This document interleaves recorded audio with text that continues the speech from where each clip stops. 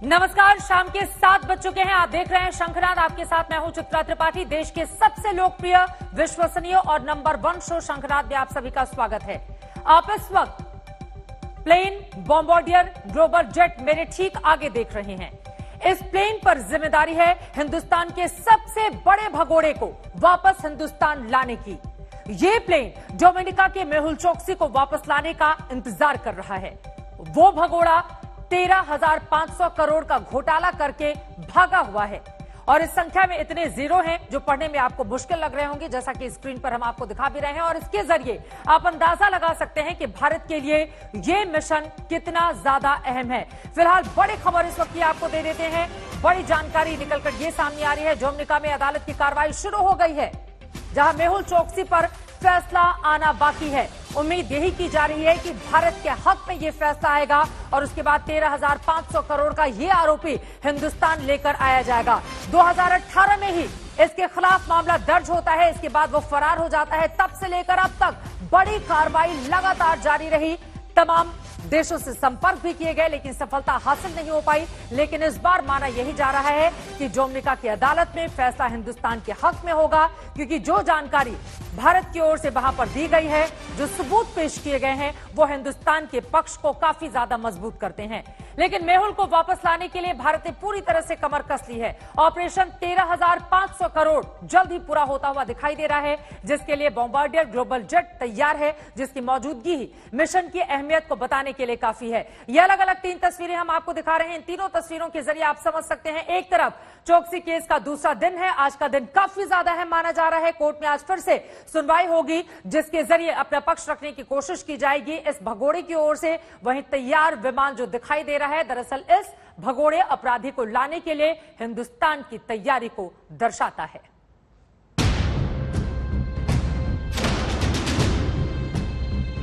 सबसे बड़े घोटाले के लिए बड़ा ऑपरेशन,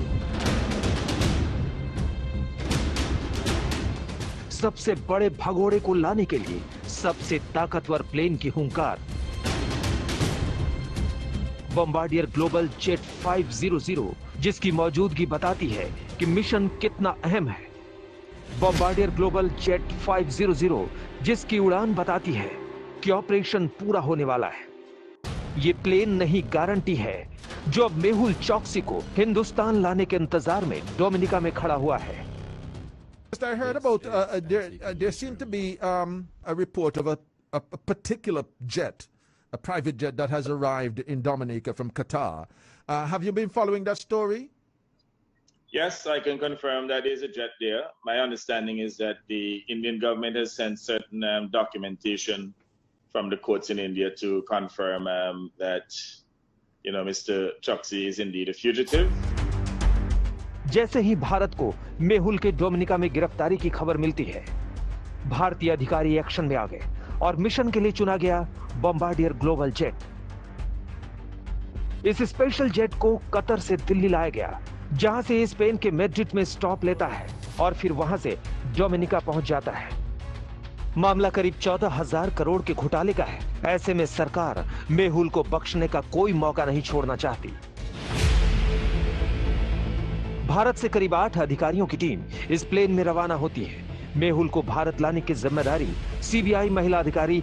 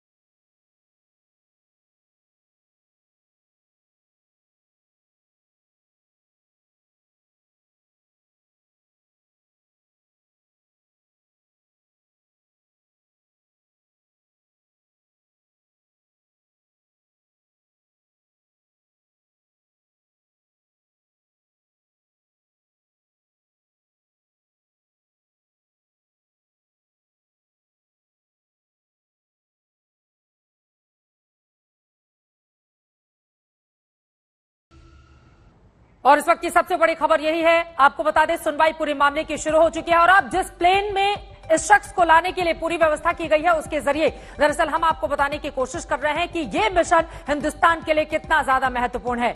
बॉम्बार्डियर ग्लोबल मास्टर का खर्चा आपको हम दिखाने की यहां पर कोशिश कर रहे हैं। इसके जरिए आप समझ सकते हैं कि मिशन कितना बड़ा है। इसका प्रति घंटे का किराया करीब 8.5 लाख रुपए है। भारत से डोमिनिका जाने में करीब 17 घंटे का सफर तय करना पड़ता है। यहां पर हम आपको दिखा रहे हैं 16 से 17 घंटे भारत से एंटीगा जाने में इतना वक्त खर्च किया जाता है। जाने का खर्चा कितना है वो भी हम आपको दिखा रहे हैं। तकरीबन 1 करोड़ 35 लाख से 1 करोड़ 43 लाख के बीच सिर्फ जाने का खर्चा है, लेकिन आने के खर्चे पर अगर हम ध्यान देंगे तो वो बढ़ जाता है। यहां पर आप देखिए कि आने का खर्चा कितना ज्यादा है और दोनों को 2.25 करोड़ के आसपास, और आने और जाने के खर्चे को अगर एक साथ हम आपको दिखाने की कोशिश करें, आप देखिए हिंदुस्तान क्यों इतने पैसे खर्च कर रहा है, क्योंकि ये भगोड़ा अपराधी 13,500 करोड़ रुपए इतना बड़ा घोटाला करके ये फरार हो चुका है और कुल खर्चा कम से कम 4.25 करोड़ के आसपास आ रहा है। यानी कि कुल खर्चा इसके आने और जाने का इतने पैसे आएंगे और इसके लिए पूरी तैयारी भी हिंदुस्तान की ओर से की गई है। इंतजार किया जा रहा है डोमिनिका कोर्ट जैसे ही हिंदुस्तान के पक्ष में फैसला देती है तत्काल तमाम कागजी कार्रवाई पूरी करने के बाद इसको लेकर आया जाएगा। 1 घंटे मैड्रिड में प्लेन रुका, उसका हैंडलिंग चार्ज देख लीजिए, करीब 1 लाख रुपए पे करने पड़े हैं। किस तरह से मिशन में इस प्लेन को लगाया जाता है, फ्लाइंग चार्ज हर देश को करीब 5,11,000 के आसपास दिया जाता है। इस प्लेन की खासियत आपको बताएगी कि दरअसल ये मिशन हिंदुस्तान के लिए कितना महत्वपूर्ण, इसी वजह से इस प्लेन को वहां पर रखा गया है और इसी प्लेन से हमारे तमाम अधिकारी वहां पर पहुंचे हुए हैं। और ये 3 तस्वीरें आपके सामने हैं। ये तस्वीरें अपने आप में काफी ज्यादा महत्वपूर्ण, और आपको ये भी बताते चले कुछ देर का इंतजार माना यही जा रहा है कि जैसे ही फैसला अगर हिंदुस्तान के पक्ष में आता है तो तुरंत उसको ले आने के लिए डोमिनिका में जो विमान तैयार है वो उसको लेकर हिंदुस्तान आ जाएगा। गीता मोहन मेरी सहयोगी जुड़ चुके हैं ज्यादा जानकारी के साथ। सुनवाई डोमिनिका कोर्ट में मेहुल चोकसी पर लगातार जारी है। गीता, कोर्ट रूम के अंदर से क्या कुछ बड़ी जानकारी आपको मिल पा रही है? आज दूसरा दिन है, दूसरा और महत्वपूर्ण दिन। गीता, दूसरा और बहुत ही महत्वपूर्ण दिन है चित्रा, बिकॉज जो पिछले जो कल प्रोसीडिंग थे उसमें सारे जो दलील थे दोनों तरफों दोनों साइड में पेश कर दिए थे। आज ऑर्डर अनाउंस करना था, लेकिन विजय अग्रवाल की जो टीम वहां पे बैठी है जो रिप्रेजेंट करती है चोकसी को, उन्होंने कंटिन्यूएशन का रिक्वेस्ट मांगा है कि थोड़े और दलील है जो हमें देने हैं, थोड़े और आर्गुमेंट्स हैं जिससे उनका केस ज्यादा मजबूत होता है। अब देखना ये होगा कि क्या कंटिन्यूएशन होगा या फिर क्या जज ये कहेंगी कि नहीं ऑर्डर पास कर दिया जाए। ऑर्डर इलीगल एंट्री पर है जिसको मेहुल चोकसी के लीगल टीम ने चैलेंज किया है कोर्ट में, ये कहते हुए कि जिस तरीके से उनका अरेस्ट हुआ और जिस तरीके से वो डोमिनिका पहुंचे हैं वो इलीगल नहीं है, क्योंकि उनको अगवा किया गया था, वो अपने मर्जी से नहीं आए। बिल्कुल, ये अहम जानकारी आपने दी है और लगातार हम दिखा भी रहे हैं। फिलहाल जिन 2 देशों के बीच ये पूरा का पूरा मामला अटका हुआ है, आपको बता दें उसकी जीडीपी से कहीं ज्यादा हिंदुस्तान को चूना लगाकर यह शख्स फरार हो गया है। इसी वजह से 2018 से ही लगातार कोशिश इस बात की है कि देश के सबसे बड़े भगोड़े को तुरंत पकड़कर लेकर आया जा सके हिंदुस्तान, और इसके लिए बाकायदा वहां पर विमान की तैनाती की गई है। गीता, ये बताइए हिंदुस्तान का पक्ष कितना मजबूत लग रहा है, क्योंकि बार बार देश यही जानना चाहता है कि क्या ये शिकंजे में आ पाएगा, क्या डोमिनिका की कोर्ट हमारे पक्ष में फैसला दे देगी। हिंदुस्तान ने वो कौन कौन से आधार वहां पर रखे हैं जिसके बाद इस बारे में उम्मीद बढ़ जाती है कि नहीं इसको हिंदुस्तान जल्द से जल्द लेकर आया जाएगा और कोर्ट हिंदुस्तान के पक्ष में अपना फैसला सुनाएगी? देखिए, हम अपने जब सूत्रों से बात करते हैं जो वहां पर टीम्स भारत की तरफ से बैठी हैं, वो काफी कॉन्फिडेंट हैं चित्रा कि जल्द से जल्द मेहुल चोकसी को लाने की कोशिश करेंगे। लेकिन रियलिस्टिकली अगर हम पिक्चर देखें तो थोड़ा वक्त लग सकता है।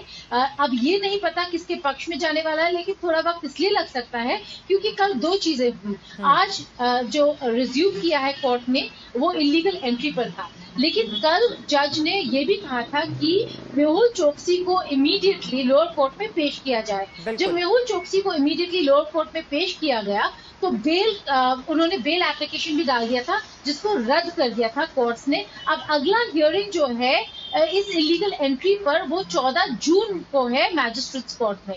तो इतने दिन जो है आपको लगेंगे ही।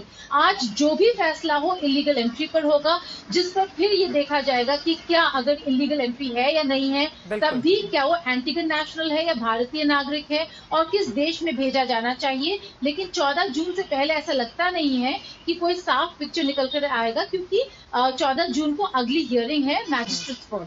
चलिए, बहुत शुक्रिया गीता इस पूरी जानकारी के लिए। आगे क्या होता है, डोमिनिका कोर्ट किस तरह का फैसला देती है, सुनवाई के दौरान अपने अपने पक्ष जब रखे जाएंगे तो उसमें से क्या बड़ी बातें निकलकर सामने आती हैं, आज तक आगे आप तक पहुंचाता रहेगा। मेहुल चौकसी इस भगोड़े का इंतजार फिलहाल पूरे देश को है, लेकिन चौकसी पर राजनीति भी जबरदस्त हो रही है। मगर बिहार की राजनीति भी कम दिलचस्प नहीं है, क्योंकि बिहार में भले ही बीजेपी और जेडीयू की मिलीजुली सरकार है, मगर जेडीयू के ही एक एमएलसी ने नीतीश कुमार के लिए मोर्चा खोल दिया है। उन्होंने कहा है नीतीश कुमार ने शराब घोटाला किया है और उन्हें जेल जाना पड़ेगा। बीजेपी के एमएलसी ने नीतीश कुमार को निशाना बनाया तो जेडीयू की ओर से बीजेपी को खबरदार करते हुए धमकी दी गई कि अगर नीतीश कुमार के खिलाफ उंगली उठाई तो उंगली काट दी जाएगी। भाई, जब घोटाला खुलेगी तो जाना ही है। जब चारा घोटाला में श्री लालू जी अंदर आप जेल चले गए, तो क्या शराब घोटाला में नीतीश कुमार नहीं जेल जा सकते हैं क्या? उंगली जो उठाएगा उसको उंगली भी काट लिया जाएगा। और नीतीश कुमार के रहमो करम पर हम उनको जिंदाबाद करने वाले नेता थोड़ी हैं। अगर तुम इस तरह का भाषा का प्रयोग करोगे, ईंट का जवाब पत्थर से देंगे। ऐसा लगता है जैसे बिहार में राजनीति नहीं सिनेमा चल रहा है। ड्रामा है, थ्रिलर है, ले डायलॉग। तो क्या शराब घोटाला में नीतीश कुमार नहीं जेल जा सकते हैं क्या? दे डायलॉग। उंगली जो उठाएगा उसको उंगली भी काट लिया जाएगा। सही ही कहते हैं कि राजनीति में न कोई पक्का दोस्त होता है न पक्का दुश्मन। कब कौन किसके लिए नायक बन जाए, कब कौन किसके लिए खलनायक बन जाए, कहा नहीं जा सकता। और फिलहाल नीतीश कुमार बन गए हैं बीजेपी के एमएलसी टुन्ना पांडे के लिए खलनायक। पांडे जी बिफरे हुए हैं नीतीश कुमार पर। हम पूरा तथ्य के साथ सामने लाएंगे ना कि नीतीश कुमार ने कैसे घोटाला करवाया अपने लोगों से, शराब में कैसे घोटाला कराया, इसीलिए उन्होंने दारू बंद करवाया। उनको जेल जरूर भिजवाइएगा। भाई, जब घोटाला खुलेगी तो जाना ही है। जब चारा घोटाला में श्री लालू जी अंदर आप जेल चले गए, तो क्या शराब घोटाला में नीतीश कुमार नहीं जेल जा सकते हैं क्या?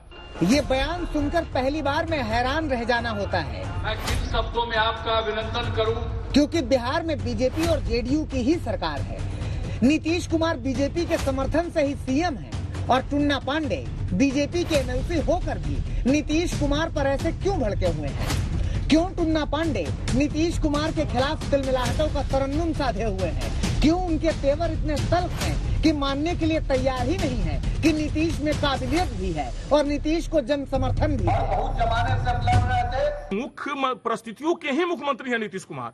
पिछले बार वो 2 नंबर की पार्टी थे, वो मुख्यमंत्री बन गए। इस बार 3 नंबर में ठेला गए और तभी भी मुख्यमंत्री बन गए। वो पिछले जन्म के तो भाग्यशाली हैं, वो परिस्थितियों के तो मुख्यमंत्री है ना जी। मुख्यमंत्री बनने लायक हैं, न चुनाव लड़े हैं, न चुनाव जीते हैं, और 3 नंबर की पार्टी है, फिर भी मुख्यमंत्री है। सब लोग उन्हीं को नेता मानता है। अब इससे बड़ा विडंबना और क्या होगा?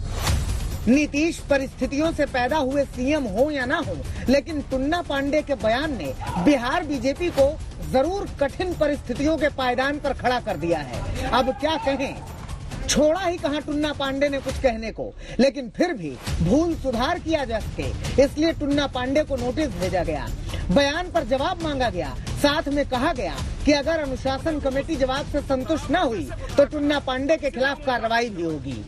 माननीय मुख्यमंत्री श्री नीतीश कुमार जी एनडीए के बिहार के सम्मानित नेता हैं और हम सभी के मुख्यमंत्री हैं, और श्री टुन्ना पांडे जी पर भारतीय जनता पार्टी अनुशासन समिति ने संज्ञान लिया है और उचित समय पर उन पर उचित कार्रवाई करेगी। लेकिन बीजेपी टुन्ना पांडे पर कार्रवाई करती, इसके पहले ही जेडीयू की तरफ से धमकी वाला बयान सामने आ गया। कोई माई का लाल है जो नीतीश कुमार जी के ऊपर भ्रष्टाचार का आरोप लगा सकता है? उंगली जो उठाएगा उसको उंगली भी काट लिया जाएगा। बर्दाश्त का एक सीमा होता है, सर के ऊपर से पानी गुजर रहा है। अगर तुम इस तरह का भाषा का प्रयोग करोगे तो ईंट का जवाब पत्थर से देंगे। भारतीय जनता पार्टी को सोचना, लगातार हमला हो रहा है और मौन सहमति है भारतीय जनता पार्टी का। ये क्या मतलब है भाई? क्या मतलब है? आप साथ भी रहिएगा, पीठ में छुरा भी मारिएगा, ये बर्दाश्त के बाहर है। अब टुन्ना पांडे ने तो उंगली उठा दी, लेकिन उंगली काटेगा कौन, ये जेडीयू और बीजेपी वाले ही जाने। लेकिन इतना जरूर है कि टुन्ना पांडे ने पहले ही कह दिया था कि वो किसी से नहीं डरते। सर, हम नीतीश कुमार के कोनो कोला में थोड़ी हमारा जन्म हुआ है जी। सो बताइए ना, हमारा अपना इतना बड़ा घर द्वार है, हम अपने बाप माँ के पेट से पैदा हुए हैं, कोनो नीतीश कुमार की हमारा जन्म हुआ है? और नीतीश कुमार के रहमो करम पर हम उनको जिंदाबाद करने वाले नेता थोड़ी हैं। कुल मिलाकर यूं समझिए कि बिहार में बीजेपी और जेडीयू के बीच घमासान ना भी हो तो भी मनमुटाव तो साफ तौर पर देखा जा रहा है। देखने वाली बात यह होगी कि टुन्ना पांडे पर कार्रवाई करके बीजेपी जेडीयू को शांत करेगी या नहीं। पटना से उत्कर्ष सिंह के साथ आज तक ब्यूरो।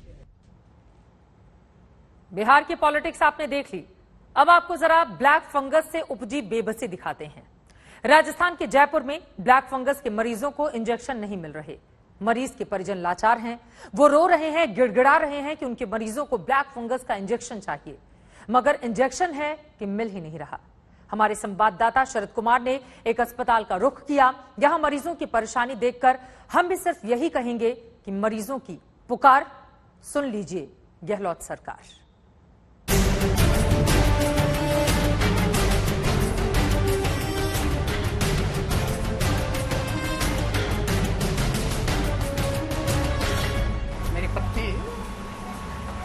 यहाँ पे एडमिट है। मैं चाहता हूँ कि सर सरकार से गुहार लगाता हूँ, इंजेक्शन सही मात्रा में प्रोवाइड करें। सुनिए गहलोत सरकार, इस शख्स की पुकार। बीवी बीमार है, ब्लैक फंगस का इंजेक्शन चाहिए, लेकिन जयपुर के इस अस्पताल में इंजेक्शन नहीं है। रोज 7 से 8 इंजेक्शन चाहिए, लेकिन 3 दिन में सिर्फ 1 इंजेक्शन मिला है। जान बचाने की गुहार सुनिए गहलोत सरकार। मेरी पत्नी यहाँ पे एडमिट है। मैं चाहता हूँ कि सर सरकार से गुहार लगाता हूँ, इंजेक्शन सही मात्रा में प्रोवाइड करें, तो हमारी पत्नी आगे सर्वाइव कर सके। जाकि जैसा कि बताया डॉक्टर साहब ने कि करीब 8 इंजेक्शन पर डे के हिसाब से लगने चाहिए, और यहाँ पे 1 इंजेक्शन रात को हमें पकड़ाएगा, तो क्या मरीज उसमें ठीक होगा? डॉक्टर साहब बेहतर बता सकते हैं। परसों 0 इंजेक्शन दिए गए, कोई इंजेक्शन नहीं। हम चाहते हैं सरकार से आज तक के माध्यम से गुहार कर रहे हैं, सही मात्रा में इंजेक्शन प्रोवाइड किया जाए। राम सिंह जैसे एक नहीं, यहाँ अनेक मरीज हैं जिनके परिजनों को ब्लैक फंगस हुआ है। ब्लैक फंगस का ऑपरेशन तो हो रहा है, लेकिन ठीक होने के लिए जरूरी इंजेक्शन का अभाव है। अस्पताल के पास इंजेक्शन नहीं है, परिजन परेशान है। सर, इंजेक्शन के लिए हमने सारे प्रयास किए हैं, यहाँ से मेल भी भिजवाया है, सीएमओ ऑफिस भी जाके आए वगैरह वगैरह। उन्होंने कहा किसी भी सूरत में इंजेक्शन मिलेंगे। परसों नाइट को ऑपरेट हुआ है, हमें आज तक एक भी इंजेक्शन अप्रूव नहीं कराया गया। बिल्कुल मिली नहीं है। रोज 12-12 बजे तक इंतजार करते हैं, लेकिन इंजेक्शन आते ही नहीं है।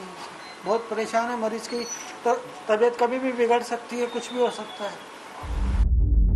चिंता की बात यह है कि अब तक ब्लैक फंगस उन मरीजों में मिल रहा था जिन्हें कोविड हुआ था, लेकिन इसी अस्पताल में अब ऐसे भी केस सामने आ रहे हैं जिन्हें ना तो कोविड था न कोविड के लक्षण, फिर भी ब्लैक फंगस हो गया।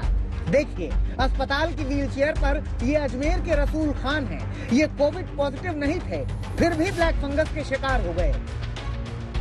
ब्लैक फंगस अब केवल उन लोगों को नहीं हो रहा है जो पोस्ट कोरोना रिकवर हुए हैं, जो काफी स्टेरॉइड लिए हैं, या फिर जो डायबिटीज के मरीज हैं, बल्कि स्वस्थ लोग भी ब्लैक फंगस के शिकार हो रहे हैं। अजमेर से आए हैं रसूल खान, जिनको ना कोरोना हुआ था ना डायबिटीज के मरीज हैं, इसके बावजूद ब्लैक फंगस ने इन्हें जकड़ लिया। इनके अटेंडेंट है, बात करते हैं। क्या इंजेक्शन की दिक्कत हो रही है ऑपरेशन कराने के बाद आप लोगों को? सर, हम 1 जून को यहाँ पे ऑपरेशन हुआ था हमारा भाई का। उसके बाद में हमने खूब कोशिश की, पर कोई भी तरीके से गवर्नमेंट से हमें इंजेक्शन नहीं मिल रहा इसका। इंजेक्शन ना मिलने से मरीज के परिजन बेबस हैं। उनकी सांसें ऊपर नीचे हो रही हैं कि पता नहीं मरीज की तबीयत कब बिगड़ जाए, क्योंकि अस्पताल के पास तो इंजेक्शन ही नहीं है। अस्पताल के डॉक्टर भी बेबस हो गए हैं, कहते हैं इंजेक्शन मिल ही नहीं रहा, इसलिए ऑपरेशन करने से भी हाथ कतराते हैं। जिसको जबड़े के दर्द से आया हमारे पास, उनका पूरा जबड़ा मूव कर रहा था, पूरे जबड़े को फंगस खा गया था। जबड़े से लेकर स्फिनॉइड साइनस होता है दिमाग के आगे वाला, वहां तक बीमारी पहुंच गई थी, जिसको हमने कम्प्लीटली हटाने की कोशिश करी है। बट इसके बाद इनको 8 से 10 इंजेक्शन रोज की रिक्वायरमेंट है, बट अभी सरकार से हमें इंजेक्शन नहीं मिल पा रहे। वो भी कोशिश कर रहे हैं कि कहीं से ला पाएं, बट 2 दिन से तो बिल्कुल इंजेक्शन की शॉर्टेज है। राजस्थान में ब्लैक फंगस के मरीज 2500 से ज्यादा हो गए हैं। ब्लैक फंगस से 100 से ज्यादा लोगों की अब तक मौत हो चुकी है। एक मरीज को 7 से 10 इंजेक्शन रोज चाहिए, लेकिन अब तक सिर्फ 12,555 इंजेक्शन ही मिले हैं। हालात बिगड़ रहे हैं, लेकिन राजस्थान की सरकार के पास इन बिलखते लोगों के लिए किसी तरह का कोई पुख्ता उपाय नहीं है। परिजन लाचार हैं और उम्मीद में भी कि कुछ अनहोनी होने से पहले उनके मरीजों को इंजेक्शन मिल जाए, उनकी जान बच जाए। ब्लैक फंगस वाकई में एक महामारी का रूप लेता हुआ जा रहा है, क्योंकि लोग कह रहे थे कि पोस्ट कोरोना हो जा रहा है, मगर ऐसे मरीज भी आ रहे हैं जिन्हें कोरोना नहीं हुआ है, डायबिटीज के मरीज नहीं है, फिर भी ब्लैक फंगस के शिकार हो रहे हैं। ऐसे में सरकार को जल्दी से जल्दी दवाइयां प्रोवाइड करना चाहिए, इंजेक्शन उपलब्ध कराने चाहिए, वरना जो मरीज हैं वो दम तोड़ने लगेंगे। शरद कुमार, जयपुर, आज तक। इधर जयपुर में ब्लैक फंगस के मरीज इंजेक्शन के लिए परेशान हैं और उधर इसी राजस्थान के धौलपुर में बड़ी तादाद में कूड़े में दवाइयां मिली हैं। भारी तादाद में यहां दवाइयां फेंकी गई थी और तो और दवाइयों के ढेर में आग भी लगाई गई थी। बताया जा रहा है कि ये सरकारी अस्पताल की दवाइयां हैं, मगर सवाल यह है कि इन दवाइयों को यहां पर कौन फेंक गया।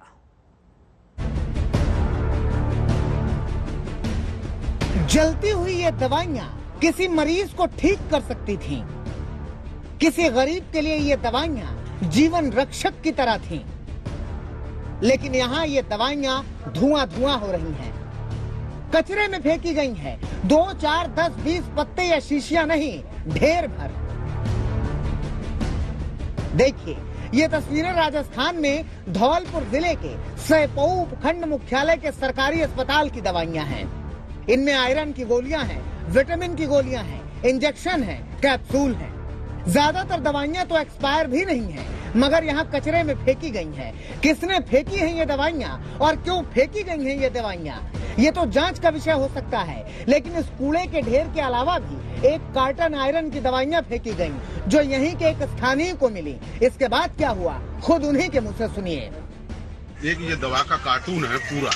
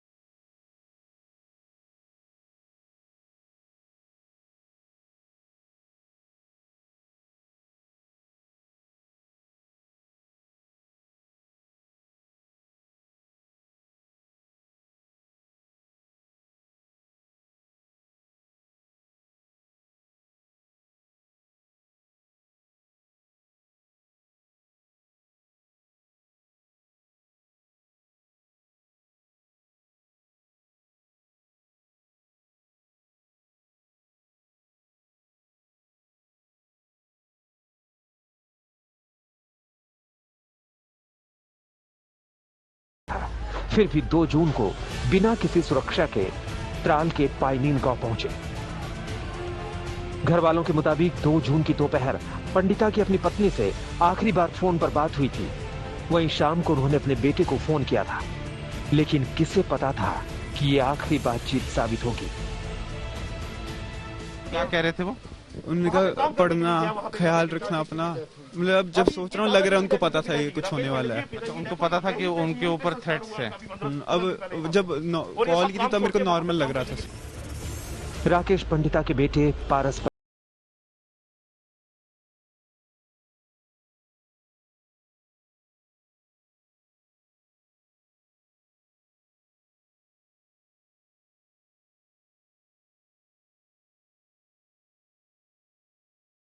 आतंकी को दी। कैसे आतंकियों को पता था कि राकेश बिना सुरक्षा के आएंगे?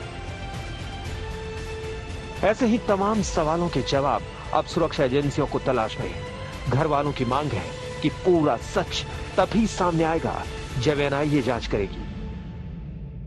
जब उनकी डेथ हुई थी उससे पहले उन्होंने फोन किया था तो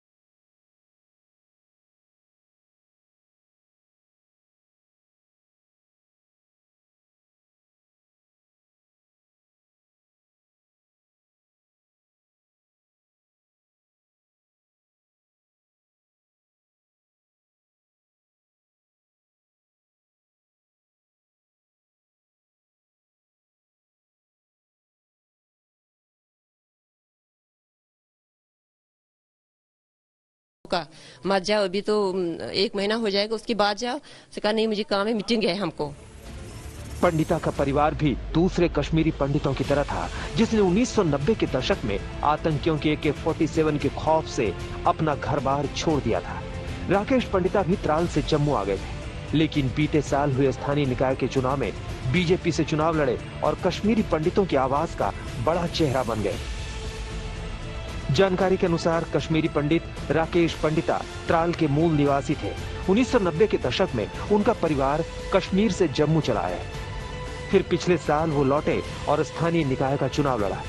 चुनाव जीतने के बाद वो त्राल शहर के चेयरमैन बने। उनकी पत्नी रूबी पंडिता ने भी चुनाव लड़ा और पार्षद चुनी गई। अपने काम के सिलसिले में राकेश पंडिता त्राल में थे, जहां 2 जून की रात 10:15 बजे आतंकियों ने उनकी हत्या कर दी। 3 दशक की दहशत का खात्मा करके पंडिता परिवार त्राल वापस आया था। उम्मीद थी कि एक बार फिर कश्मीरियत जीतेगी और दहशतगर्द हारेगा, लेकिन अमन के दुश्मनों ने उम्मीद को बड़ा झटका दिया है।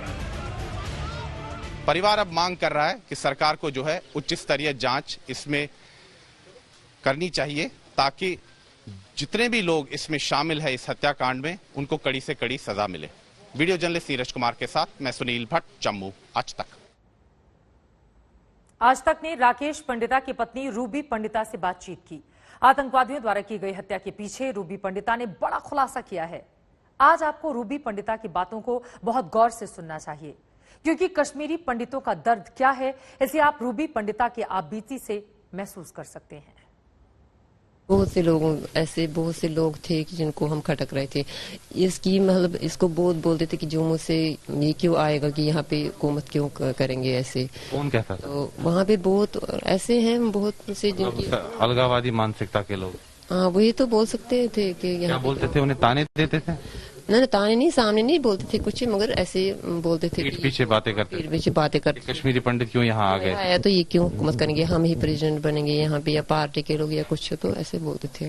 कई लोगों को उनके खिलाफ रंजिश थी बहुत से ऐसे हैं वहाँ पे जो पार्टी में हमारे भी, तो उनको बहुत मित्राल के कुछ लोग भी हैं, तो हम तो नहीं जानते वहाँ पे, मगर फिर ऐसे बातें सुनते थे ना, बात करते थे वो ऐसे।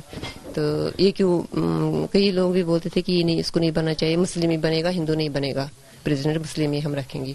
बाद में कोई और भी थे जो अच्छे लोग थे, तो वो चाहते थे कि ये बनेगा, तो फिर इसी को बनाया। अच्छा, आप कह रहे हैं कि इसमें कम्युनल एंगल भी है? हाँ, वो तो है ही इसको। अच्छा, कभी जो इज्जत भी करते थे, तो कोई हो जो खुश भी थे, इसकी प्रेसिडेंट बनने से कोई खुश भी था, तो और कोई भी नहीं ऐसे नहीं चाहता था कि। कुछ लोग खुश भी थे, कुछ लोगों के मन में रंजिश भी थी। हाँ, वो नहीं चाहते थे कि ये बने। अच्छा रूबी जी, आपने भी चुनाव लड़ा था?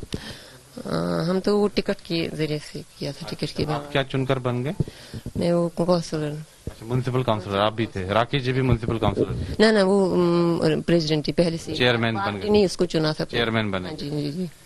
अच्छा, आपने भी बड़ी दलेरी का काम किया, आप भी चुनाव लड़े, जीत कर आए, तो क्या लगता है आपको कश्मीरी पंडित समुदाय के लिए वहाँ माहौल रहने के लिए नहीं? ना, वहाँ पे ऐसा माहौल है ही नहीं। हमको लगता था वो खासकर त्राल में, वहाँ इतने न सारे हैं, वो पता नहीं चलता कि किसके दिल में, किसके मन में क्या चल रहा है, वो नहीं पता चलता। वहाँ के सारे ना, मुझे तो वहाँ के लोग अच्छे नहीं लगे। जब भी हम जाते थे वहाँ पे, उनको ना, जब हम खटकते थे, जब हम किसी के घर में भी जाते थे, वो ऐसे ना पूरा त्राल ही ऐसा है। आप कह रहे हैं कि वहाँ आतंकवादियों का गढ़ है? हाँ, वहाँ गढ़ है बहुत, वहाँ पे बहुत लोग तो अच्छे भी होंगे जो काफी जगहों पे भी है, मगर वहाँ ज्यादा है। बहुत लोग तो अच्छे भी होंगे जो अच्छे भी हैं, तो अब क्या पता, अलग अलग गाँव के हैं इनकी। आप कह रहे हैं कि बहुत सारे लोग अलगाववादी मानसिकता के, हाँ, वही जी, जिनकी आंख में हमेशा खटकते हैं। ज्यादा हिंदू, ज्यादा पंडित, जो यहाँ से जुम्मू से आए पंडित, तो उनको बसने नहीं देंगे, हमको ऐसा लगता है। पंडितों को बसने नहीं देंगे, ऐसा मुझे लगता है। आप सुन रहे थे कितनी बड़ी बातें उनकी ओर से कही गई। हालात कब सुधरेंगे उन तमाम जगहों पर जहां लगातार कश्मीरी पंडित निशाने पर हैं, ये अपने आप में बड़ा सवाल है।